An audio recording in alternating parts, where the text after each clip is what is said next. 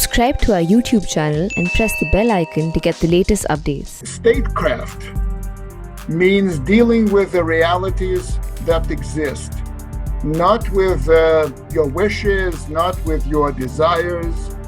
Statecraft is sometimes, it means that sometimes you have to take practical positions that are somewhat at odds with your legal ones. The judgment or the assessment in China is Taliban has become more moderate and more pragmatic, as well as more practical in its domestic and foreign policy. So that's the Chinese assessment of the Taliban today. I'm with Dr. Dmitri Trenin, the director of the Carnegie think tank in Moscow, and Dr. Yun Sun, a senior fellow at the Stimson Center in Washington, D.C. It's 1:30 p.m. in Washington, D.C., so just getting into the afternoon, 8:30 p.m. in Moscow, late in the evening, and very, very late in New Delhi. So all of you watching this show, please keep your eyes and ears peeled for what is definitely going to be a very interesting program on the situation in Afghanistan, how it's become as bad and as chaotic as it has been. Dr. Trenin and Dr. Yun, welcome to the Print Debates. Well, thank you very much. It's a pleasure to be on the panel with Dr. Yun. Thank you for having me. Thank you, Professor. So first of all, Dr. Trenin, can I start with you? The Russian embassy, along with the Chinese and the Pakistani, are three key embassies that remain in Kabul. Western embassies like the US and the NATO powers have fled, as you know. India's embassy is also more or less shut down. Your president, Dr. Vladimir Putin, has said that it's time to get accustomed to the reality. But in your view, what exactly is the reality? Is Russia, does Russia believe that the Taliban in Kabul is the legitimate power in Afghanistan? Well, I think that particularly over the past 3 decades, after the downfall of the Soviet Union, Russia has had to accept the realities, whether it likes it or not. Mm-hmm. And Afghanistan clearly is a case in point. But Afghanistan was preceded by Russia's engagement, a pretty deep dive into the geopolitics and politics of the Middle East. If you want to understand the broader context of Russia's approach to Afghanistan, it makes sense to look at what Russia has been doing in Syria and in the Middle East more broadly. You accept is the wrong word. You take into account the realities that exist. You deal with the realities. There's no wishful thinking. Okay. You don't have permanent allies, nor do you have permanent adversaries or enemies. You have your own interests to pursue, and you pursue them the best you can, given the circumstances. So whether a regime is legitimate or illegitimate, it's not for, and this is the general Russian position, it's not for the outsiders to decide. It's for the insiders to accept the regime or reject the regime. If they accept the regime, yes, but you, as Russia is a big country, you're a member of the United Nations Security Council. Do you accept the regime or not? The fact that your embassy is still there, your ambassador Dmitry Trenin has met with Taliban representatives. Do you believe that it's a legitimate regime? Are you accepting it? Well, I think the word accept is the wrong word to use. Russia acknowledges the reality. There's a difference between acknowledging something. What's the difference? Well, accept means that basically you regard the regime in place as a bona fide member of the international community. This is not the case with regard to Russia's attitude toward the Taliban. And I think there have been a few comments, including from Foreign Minister Lavrov, who said that recognition of the new regime in Kabul will depend on a number of conditions, basically how they handle themselves, how they, whether they allow Afghanistan to turn into a base for terrorist operations, a base for extremist radical groups that may pose a threat to Russia and other countries, including those in Central Asia. Okay. Whether the regime is pursuing a policy that within the country that could be seen as minimally civilized. Well, I think there's or lots not. of, but lots of interpretations of what that means: minimally civilized, moderately civilized, or extremely civilized. I mean, I think we can argue about that. But may I bring in Dr. Yun Sun here? Dr. Yun, can I ask you the same question that I have Dr. Trenin? China is one of the few embassies that remains in Kabul. Your foreign minister, Wang Yi, met Mullah Baradar not so long ago on the 28th of July in Tianjin. It was a very warm meeting by all standards. And Mr. Wang publicly described the Taliban as a crucial military and political force in Afghanistan that is expected to play an important role in the peace, reconciliation, and reconstruction process of the country. Now, this is before the Taliban took Kabul. So today, the same question: do you recognize the Taliban regime in Kabul? Well, that's a great question, and I think Professor Trenin handled it perfectly. So I will try to follow suit and present the Chinese side of the story. So it's pretty much the same thing. So China has already established the relationship with Taliban, and the fact that the Taliban delegation visited China basically two weeks before they took over Kabul is quite a significant sign. And I think it made a lot of people in China pleased that, well, finally, for once, China has betted on the right horse, right? Now that Taliban has already taken over Kabul, I think there is a distinction between Chinese recognition of Taliban as a crucial military and political force in the country and the recognition of Taliban regime as a legitimate sovereign government of the country. What's the difference? I mean, I don't understand. What's the difference? Well, the difference is whether China recognizes the legitimacy of Taliban to govern, to control, to take over the country, and whether the legitimacy of the government is embraced by China, and the Taliban regime will be treated as a sovereign government on the international community like any other government. I think that question has not yet generated an answer in either Moscow or Beijing. And like Professor Trenin has already mentioned, there are a couple of factors involved. And without clearly answering these questions, I don't think either China or Russia will be extending that recognition to the Taliban regime as a sovereign, legitimate government of Afghanistan. And I would list the three factors. The first one is the domestic policy of Taliban. Whether Taliban will return to its previous draconian domestic policy, especially on human rights issue, especially on the issue of women, because that factor significantly defines the nature of this regime. So if the nature of the regime is as draconian and conservative and radical as before, then any country willing to recognize their legitimacy is going to have their reputation tainted. Okay. The second factor is Taliban's relationship with radical Islamic groups, like Professor Trenin already mentioned. And for the Chinese, this is particularly important in terms of Taliban's relationship with Uyghur militant groups operating in Afghanistan. So if Taliban continues to maintain the relationship or even show support to the Uyghur groups, I think that Beijing will be much more reluctant to acknowledge or to recognize its legitimacy. Last factor, the international community's response. So I don't think either China or Russia will be the first one to rush to recognize the legitimacy of the Taliban regime. But if there is a trend, say multiple countries, not only from Middle East, not only from the Muslim world, recognize the legitimacy of the Taliban regime, I think the chance of China and Russia coming on board will be much more significant.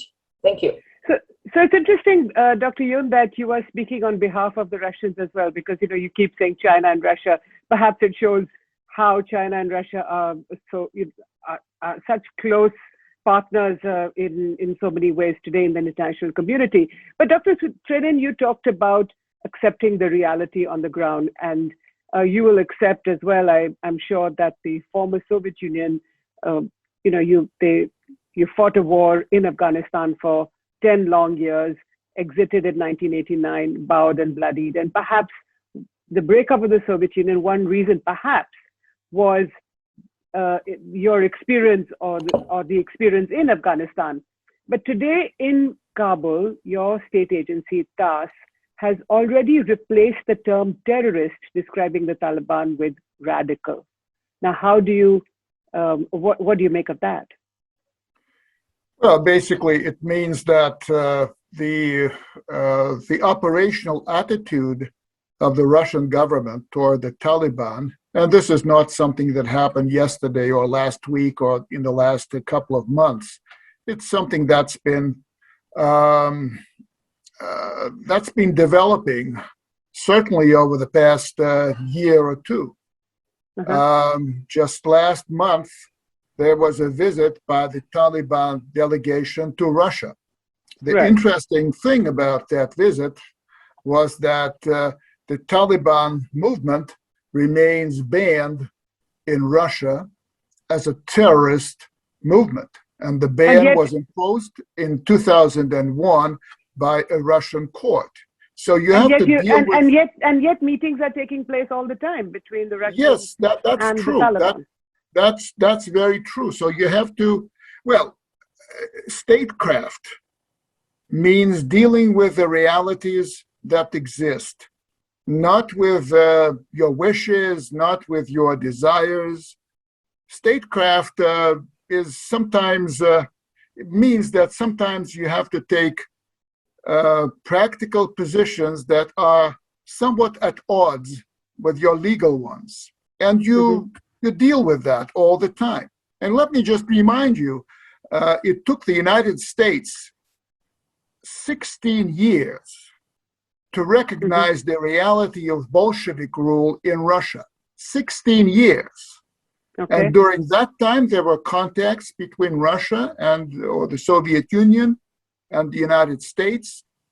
There was trade going on, and there were exchanges. So you deal with the realities. It's not just Russia. It's any government that is practicing statecraft rather than practicing an ideological approach that has to sometimes correct its own not only visions, not only positions, but sometimes legal rulings. That sounds fascinating because Amir Kabulov, the special envoy of the Russian government on Afghanistan, has said that the Taliban is easier to negotiate with than the old puppet government, and he says that in quotes, of the former president Ashraf Ghani. So clearly, I think even though the Russians, or you're hesitating to say when you will recognize the Taliban regime, you're perhaps on your way there already. But I'm just wondering, the Taliban has said, the Zabiullah Mujahid, the spokesperson, said in his first press conference that they will protect human rights, women will be allowed to work and be part of society. And then he says, according to the Sharia. Are you disturbed by that comment? Well, are you disturbed by the situation of women in Saudi Arabia? I am disturbed, aren't you? You are disturbed. Does India or the United States refuse to recognize the government of Saudi Arabia because of their treatment of women? Well, Clearly I don't not. speak The on behalf. answer is clear. Right? I'm not speaking on behalf of the United States. No, you're not. You're certainly not. But I can name any country. So basically, there's a fine line, or let's say the situation of women, at least the requirements imposed on women in a country like Iran are different from the requirements imposed on women in a country like Britain. For example, Russia does not recognize any third or fourth or 10th sex, whereas other countries do. We live in a world that has very different standards for a lot of things, including some very existential realities. And yet you have to coexist somehow, and you deal with the realities. If you are a responsible statesperson, then you have to deal with the realities pragmatically. Right. Dr. Yun, last time the Taliban came to power in 1996, the Chinese embassy left very quickly. This time around, it's not going anywhere. Is this a sign of the changed times, the fact that China and Pakistan have such a close relationship, and do you believe that China is leveraging its relationship with Pakistan to perhaps become even closer to the Taliban regime in Kabul?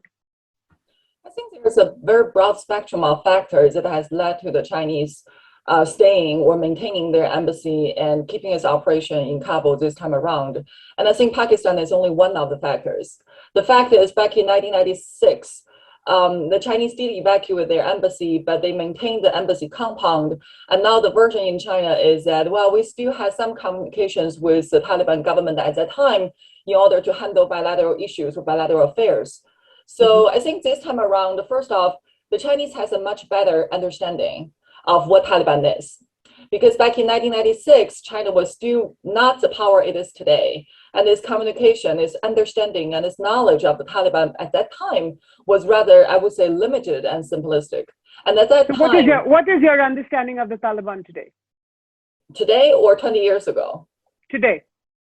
Today, I think the Chinese have already made it very clear that one, it is a crucial political and military force in Afghanistan.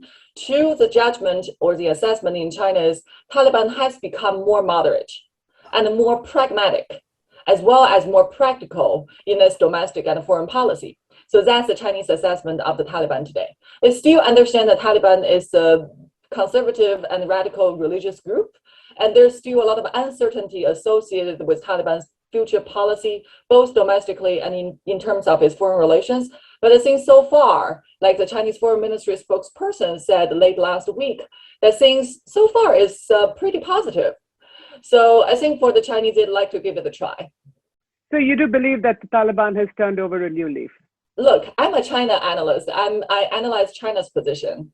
I think China's preliminary conclusion is that Taliban is different from the last time around.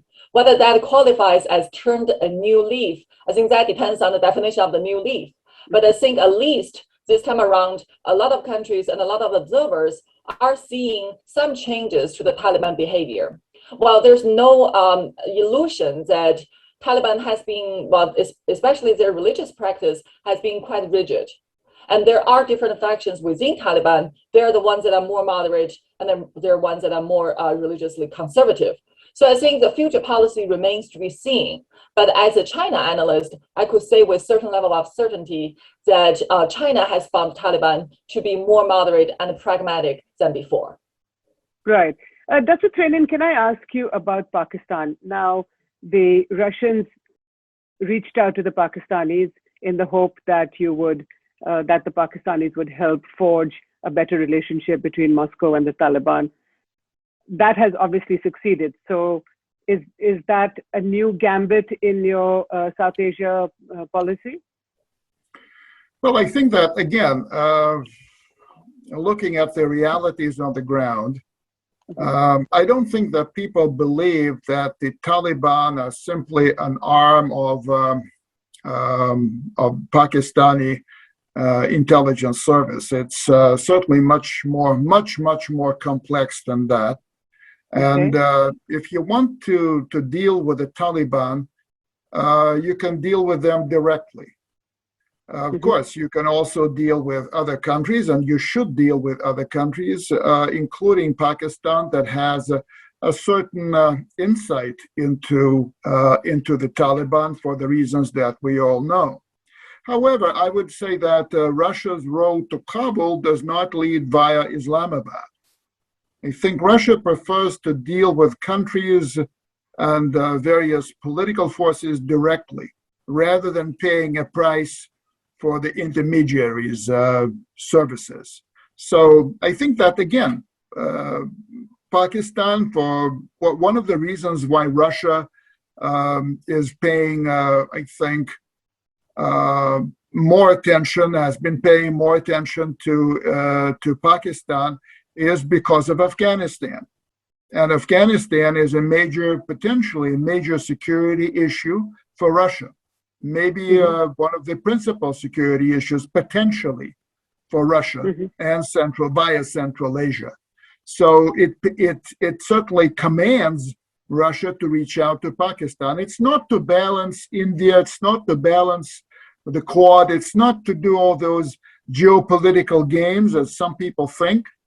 It is a very direct and pragmatic interest related to one's security, one's existential issue.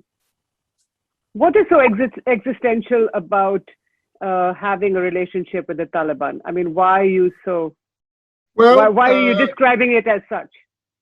Because if you look at the map, Russia is not a direct neighbor of Afghanistan, but essentially all the borders between Kabul and Moscow are very porous, and you cannot really rely on the states of Central Asia to hold the tide should it rise in Afghanistan.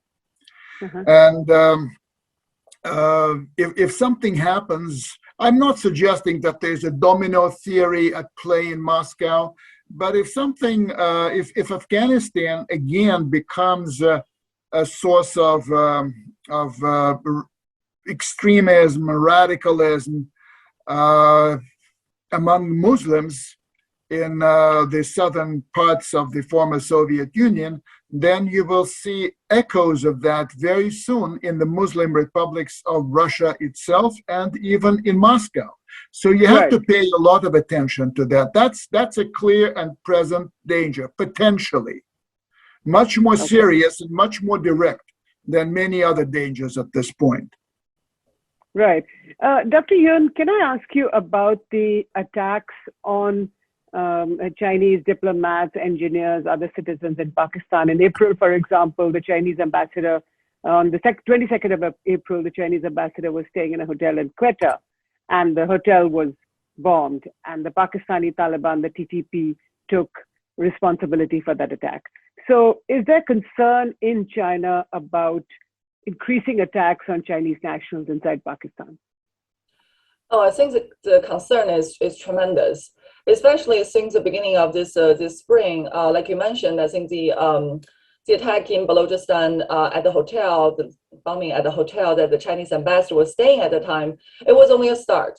And since then, we have witnessed, I think, 3 more attacks targeting Chinese nationals, engineers in different parts of Pakistan. I think for China, the first and the most direct issue is associated with the reputation of the image. And it's because China and Pakistan has had this long history, and Pakistan is regarded as China's ironclad ally. And the China-Pakistan economic corridor is supposed to have this stabilization effect in Pakistan. When this type of attacks happen, it made China look horrible. And it raised questions about the efficacy and also the consequences of all the investment that China has been making in Pakistan. Well, it doesn't mean that China is going to change the direction on either its relationship with Pakistan or its economic input engagement with Pakistan. I think those two are going to stay. Those two are pretty much consolidated as foundations of China's policy towards Pakistan. But I think the Chinese do ask the question that who are these people that's targeting Chinese projects and Chinese nationals, and why are they doing this? And I think on that, they do identify Pakistan Taliban as a terrorist group. They do believe that Pakistan Taliban and, for example, the Balochistan Liberation Army have received external support, although they have not conspicuously named who the external supports are. But they do believe that there is an integration of domestic resentment against China in Pakistan, as well as external factors. So I think moving forward, Chinese cooperation with Pakistan to counter or to deal with this type of terrorist threats against China will be a top priority for the bilateral relationship. But will this have an impact on potential Chinese investment in Afghanistan? You know, the big question is whether Afghanistan will now become part of the Belt and Road of the CPEC, the China-Pakistan Economic Corridor. Will it become the China-Pakistan-Afghanistan Economic Corridor? Well, that is one of the proposals, and that is one proposal that we have seen being circulated by China since at least 2-3 years ago. And the theory is that China-Pakistan already have an economic corridor, and Afghanistan could become another wing of this corridor, and given its geographical location, Afghanistan could become a critical link in China's Belt and Road Initiative. So the narrative is certainly there, and I think if the conditions permit, the Chinese certainly would like to go into that direction. But whether the condition will permit is a separate question. So for example, we talk about economic investment by China in Afghanistan, and if you take a look at how much investment or economic financing has gone into Afghanistan, it's really minimal. This year, for the first half of this year, total Chinese FDI towards Afghanistan, $2.4 million. For the total of 2020, the total investment from China was $4.4 million. So that's really not compatible with the narrative of Afghanistan being a crucial link of the Belt and Road Initiative. Why? I think the Chinese have refrained from launching into Afghanistan because of the security situation. They understand perfectly well that given the domestic turbulence and the political turmoil in Afghanistan, any premature Chinese investment in the country is going to be targeted by one force or another, because there are so many forces fighting against each other in the country. So for China to hold off and wait till the dust settles, and there is a stable environment that China can work with, will be much wiser. So I think the Chinese would like to launch more economic investment into the country, but that's predicated on the stabilization of the country. So, Dr. Trenin, how do you look at the Chinese role in Pakistan and Afghanistan? Now, China and Pakistan are very close friends, allies, partners. You know, they describe their relationship as higher than the mountains, deeper than the seas, and sweeter than honey, which is quite a sweet metaphor. But how do you, Dr. Trenin, look at not just the China-Pakistan relationship, which of course has been ongoing for several decades, but the fact that China is likely now to play a big role in Afghanistan? And in fact, a Chinese analyst in the New York Times, Mr. Chao Bo, I'm not sure if I'm pronouncing his name right, said, and he's a former colonel of the PLA, said that the Chinese are willing to step into the vacuum that the Americans have left behind. Well, I think my answer would be, if I were to summarize it in one word, I would say that the Russian leadership looks at that calmly. They take China's role in Pakistan, China's very close relations with Pakistan, as a long-established reality. And, they acknowledge that reality. With regard to Afghanistan, there is, I would say, an anticipation in Russia that China will take potentially a much bigger role in exploiting the natural riches of Afghanistan, which does have some natural resources and has some transportation potential. But as I said just a few minutes ago, for Russia, Afghanistan is not an economic opportunity. For Russia, Afghanistan is a potentially existential security issue. And that is where the focus is. It's extremism plus narcotics. That's what bothers Russia. Russia doesn't want to return to Afghanistan, and Russia has other plans for investment and for other economic projects, not in Afghanistan. So you would like the Chinese to play a bigger role in Afghanistan? Would Russia like China to do that? Well, it doesn't depend on Russia. No, I know, but I'm asking no, go ahead. Well, China is, it's a fact that China is rising as a superpower, as the power that is expanding its economic, but also political and potentially security influence around Asia. Russia's policy is focused on making sure that as China expands that role, Russia's position does not suffer.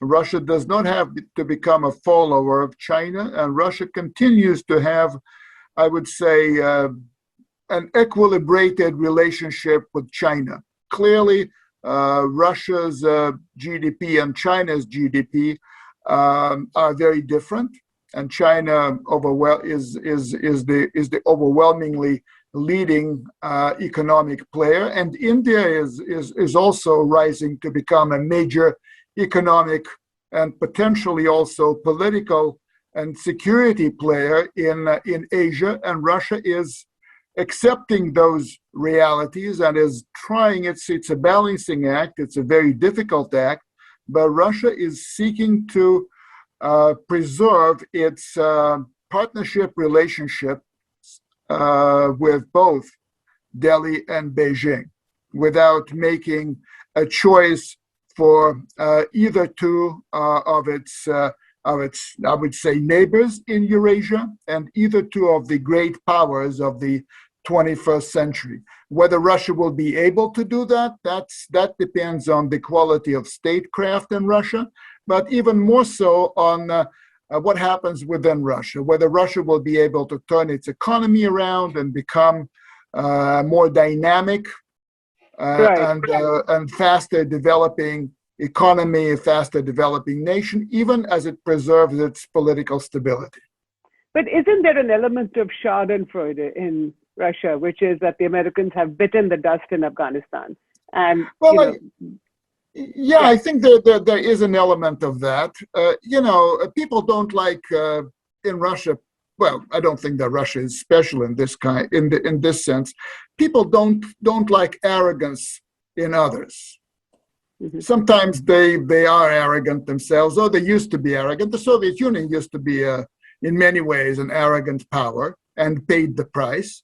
Many in Russia view the United States as an arrogant hegemon, and Russia's entire foreign policy posture is based on non-recognition, non-acceptance of any country's hegemony, whether it was France in the days of Napoleon, whether it was Germany in the days of Hitler, whether it's the United States. Again, I'm not comparing the regimes of America, Germany, and France, but I'm just saying that from the standpoint of international relations, what Russia militates against is one country dominating the entire system, whether it was the European system before or the world system now. And when the United States is receding as far as its hegemony is concerned, from the Russian standpoint, this is a good thing. This leads to a more equilibrated world. Some people call it a more democratic international system. I wouldn't go as far as that, but let's say a less hegemonic system, and that gives you more breathing space. And I don't think that Russia is unique in that. So I'm going to ask you to hold your thoughts, because I do want to come back to a follow-up question, Dr. Trenin, but I'd like to ask Dr. Yun the same question that I asked Dr. Trenin about Mr. Zhao, the PLA colonel, the former PLA colonel, who was writing in the New York Times and said that the Chinese are willing to step into the vacuum that the Americans have left behind. That seems to be something that Beijing could be interested in. Well, that's certainly one voice or one proposal that's quite popular in China today, because I think on one hand, I think it's well understood that China welcomes the failure of the United States in Afghanistan. It shows the U.S. withdrawal and all the chaos it has created in Afghanistan, and the disturbances to the relationship U.S. has with its allies are interpreted as a positive sign to China, because it shows that the U.S. model of Western democracy or nation building, or the transplant of the Western model of government into a country like Afghanistan has completely failed. And that naturally in China leads to the question that, well, if U.S. has failed, is there anything constructive that China can offer? because eventually it will demonstrate that China's superiority to the US and the superiority of the Chinese model to the American model if China is able to succeed in a country like Afghanistan after the failure of Great Britain, of Soviet Union, and of the United States. So I think it is quite natural for the Chinese strategic thinkers to interpret that while Afghanistan does represent a lot of challenges to China down the road, but there is also an opportunity embedded. And that opportunity is politically in nature, I would say, and only complemented by economic benefits associated with Afghanistan's natural resources. But I think the primary goal here is to use economic development or Chinese massive economic capability to stabilize a country like Afghanistan and to turn Afghanistan into a more stable and modern country. If China is able to be successful, then that's a huge achievement.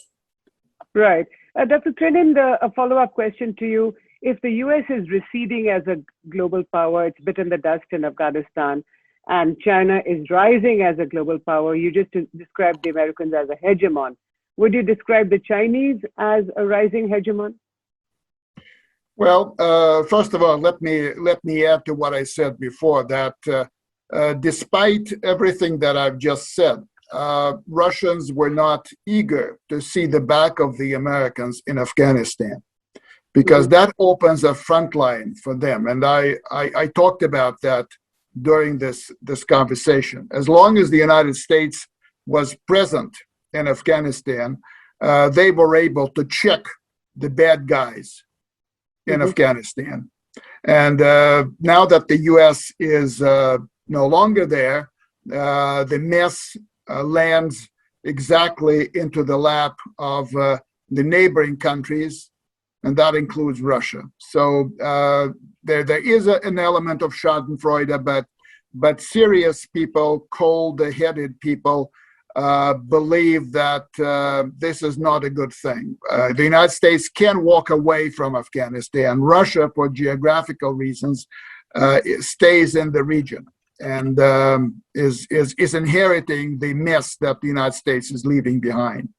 Now, with regard to your question, I think that all major powers that I mentioned, that sought to establish its hegemony, and I mentioned just a few of them: France, Germany, the United States, and the Soviet Union. They all behaved differently. There is a political culture, there's a strategic culture, there's an ideology that shapes the behavior of nations. I don't think that a global hegemony post-American, in the post-American world, is possible. I think that the world has evolved beyond the capacity of any power, whatever, you can name any power, to establish its hegemony. China is going to be a major player at some point on a par with the United States. At some point, it may overtake the United States. But whether it stays at the level of the U.S. or above the level of the U.S., the world is not to be dominated by any one power. And I think we'll have to live within a system in which some countries are bigger and more influential and more powerful than others. And yet there is no global hegemony anymore. So that I think is the answer to your question. You've sidestepped that very neatly, Dr. Trenin, but let me ask Dr. Yun, let me ask you both the India question. So India has shut its embassy, more or less, just a few local staff in Kabul. Do you think, Dr. Yun, in your view, India was a close friend of the Afghans, of the former governments, first Hamid Karzai, then Ashraf Ghani? Do you believe that the Indians have lost out? Well, India has maintained good relationship with Afghan government for quite a long time, and that's no secret. I think every country in the region and also the Afghans themselves understand that. So the fact that India is withdrawing its embassy has been interpreted as a sign that India's influence in the country must be dwindling. That from now on, that India's ability to maintain its influence and presence in Afghanistan is going to be impaired. I think that pretty much depends on what the Indian government decides to do. Like Dr. Trenin has mentioned, I think both the governments of Russia and China have demonstrated a very realistic understanding and embrace, or acceptance, maybe not embrace, acceptance of the reality. And they will work with whoever is in power. And they will work through those working relationships to best protect their national interest. So whether India is going to follow suit, I think that's a question for the Indian government. Dr. Trenin, do you think India has lost out? I wouldn't put the question that way. India didn't have as much of a stake in Afghanistan as the countries that took part in the US-led operation. But I would answer a broader question. I see India not only as a country that's rising as a geo-economic player, the geo-economic heavyweight, that is going to be on a par with China or maybe even rival China and leave behind the United States in terms of its GDP at some point. But where I see India's, how shall I put it? It's not a shortcoming. We used to call it in Soviet days. We called it unexploited resource or unexploited reserve. I think that what India is likely to do is to put its geopolitical power, its diplomatic power, its security power close to where its economic power is. And I think that India, again, let me be very, very candid with you. I think that India is underperforming as a geopolitical player. Mm-hmm. I would expect more from India. And I think my expectations are more likely than not to be realized in the years to come. Well, on this note, both of you have been very frank with me to be talking about Afghanistan and other things, and I hope I will have the opportunity in the coming weeks and months to talk about other issues. Dr. Dmitri Trenin in Moscow and Professor Yun Sun in Washington, D.C., thank you so much for your time and for speaking to ThePrint. Thank you, Jody. Thank you very much.